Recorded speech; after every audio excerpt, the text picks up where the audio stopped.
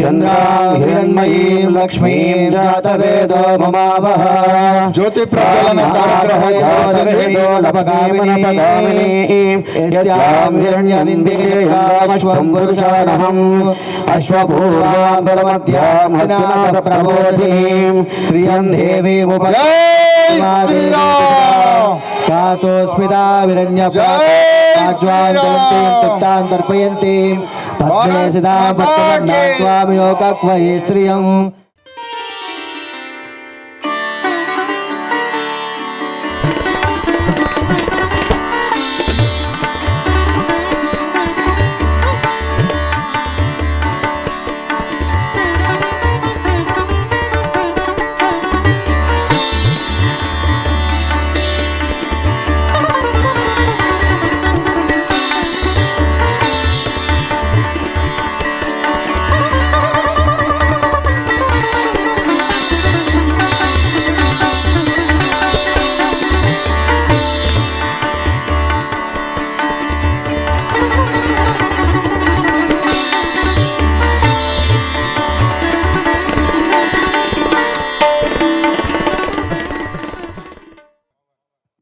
जय श्री राम।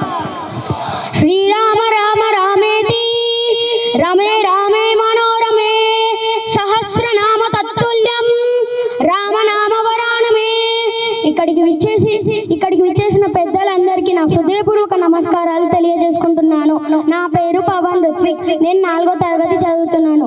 భరతమాత కన్న ముద్దు బిడ్డలలో మహోన్నతమైన వ్యక్తి వివేకానంద। ఆయన గొప్ప రచయిత, గొప్ప ఫిలాసఫర్ మరియు హిందూ సాధువు కూడా। ఆయన 1863 జనవరి 12న జన్మించారు। ఆయన తల్లిదండ్రుల పేరు విశ్వనాథ్ దత్త మరియు భువనేశ్వరి దేవి। తండ్రి విశ్వనాథ్ దత్త గారు కలకత్తాలోని కోర్టులో ముఖ్య న్యాయవాదిగా పనిచేసేవారు। ఈయన తల్లిదండ్రులు ఈయనకు నరేంద్ర దత్త అని పేరును పెట్టారు।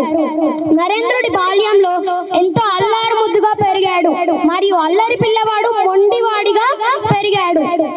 ప్రాథమిక విద్య హై స్కూల్లో తన చదువులను కంప్లీట్ చేసుకొని 1880లో కాలేజీకి వెళ్ళాడు।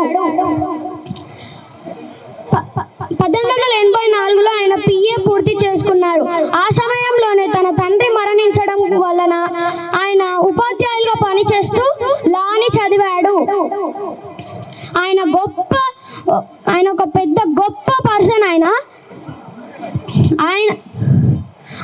చనిపోయిన రోజు 4th జూలై 1902లో 39 సంవత్సరాల వయసులో అనారోగ్యంతో చనిపోయారు। Some Vivekananda quotes: strength is life, weakness is death, all powers with you, you can do anything and everything. నిజమైన బలం నీ శరీరంలో కాదు, నీ మనసులో ఉంటుంది। భగవంతుడు మనకిచ్చిన జీవితం ఒక అవకాశం, దానిని వృధా చేయకూడదు। సమాజం మారాలంటే యువత మారాలి। ఇంతటితో నా చిన్న ఉపన్యాసాన్ని ముగిస్తూ నాకు ఈ అవకాశాన్ని ఇచ్చిన పెద్దలందరికీ హృదయపూర్వక నమస్కారాలు తెలియజేసుకుంటున్నాను। హిందూగా పుట్టడం నీ అదృష్టం, హిందూగా బతకడం నీ ధర్మం, ఆ ధర్మాన్ని కాపాడడం నీ బాధ్యత। గర్వంగా చెప్పుకో, నేను హిందూనని। జై శ్రీరామ్, భారత్ మాతా కీ। ధన్యవాదాలు అందరికీ। ధన్యవాదాలు అందరికీ। చప్పట్లు కొట్టండి ఒకసారి దయచేసి। అటువైపు అందరికీ నమస్కారము। నా పేరు రాబిమోస్। నేను ఇవాళ శ్రీకృష్ణుని జన్మం గురించి చెప్పుచున్నాను। ఋషిరాజానికి కంస మహారాజు గారి చెల్లెలు తన బావగారు దేవకీ వసుదేవులు వారి సంతానం వల్లనే మరణం సంభవిస్తుందని ఆకాశవాణి అని తెలుసుకొని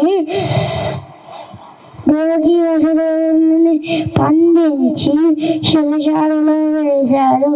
వారికి పుట్టిన ప్రతి సంతానాన్ని చంపుతూ ఏడుగురిని చంపిన తర్వాత అష్టమి సంతానముగా శ్రీకృష్ణుడు శిలశాలలో జన్మించాడు। పార్వతి జన్మించిన వార్త తెలుసుకొని పార్వతిని చంపడానికని వచ్చేలోపు వసుదేవుల వారు పార్వతిని పంపలో పెట్టుకొని భయంకరమైన గాలి వశములో యమునా నది దాటుతుండగా శేషనాగు గొడుగు పట్టగా నది దాటి కోకల మహానందరు యశోదా తల్లి దగ్గరికి చేసి రక్షింపబడ్డారు. శ్రీకృష్ణుడు. జై శ్రీకృష్ణ.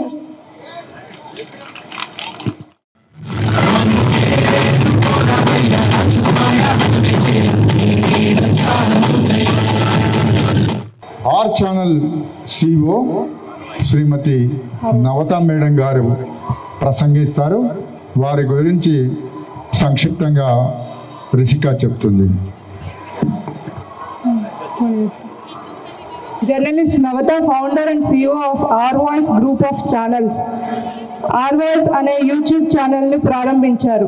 జర్నలిస్ట్ నవత తెలుగు మీడియా రంగంలో ముఖ్యంగా సోషల్ మీడియా మరియు యూట్యూబ్ వేదికగా తనదైన ముద్ర వేసిన జర్నలిస్ట్. హిందుత్వ మరియు సనాతన ధర్మం.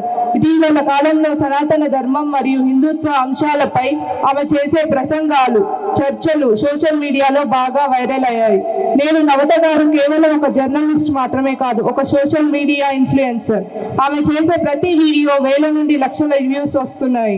సనాతన ధర్మం మరియు హిందూ విలువల రక్షణ కోసం ఆమె అనేక కార్యక్రమాలను స్వయంగా నిర్వహిస్తున్నారు.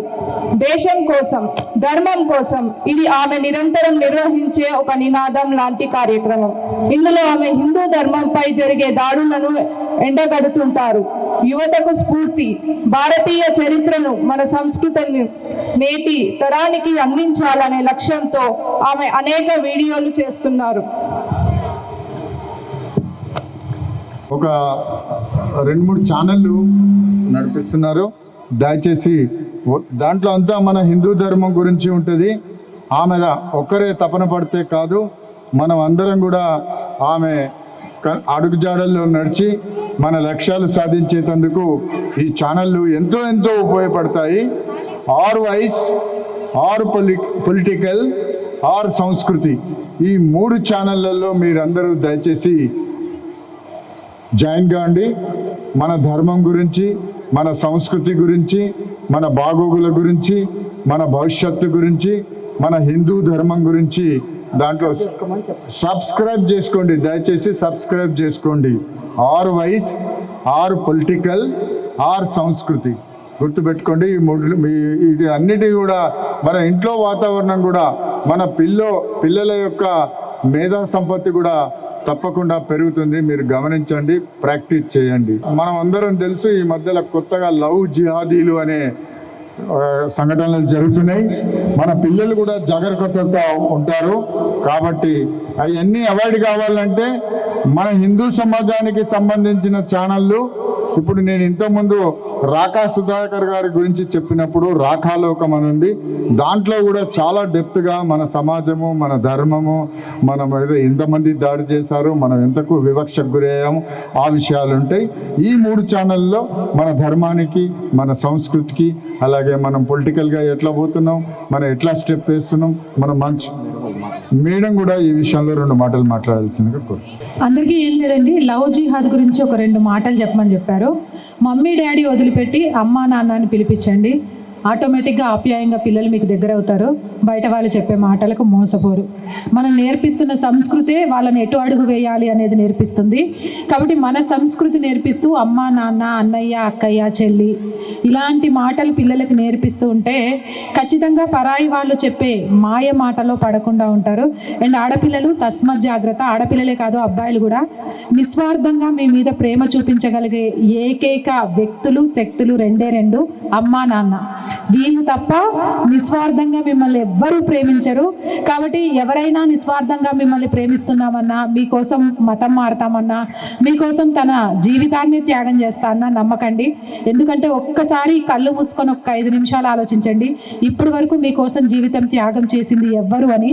ఖచ్చితంగా మీ తల్లిదండ్రులే కళ్ళ ముందు కనిపిస్తారు. కాబట్టి వాళ్ళు చేసే త్యాగం ముందు మిగతావన్నీ కూడా శూన్యం. కాబట్టి తల్లిదండ్రుల మాట చాలా గొప్పది.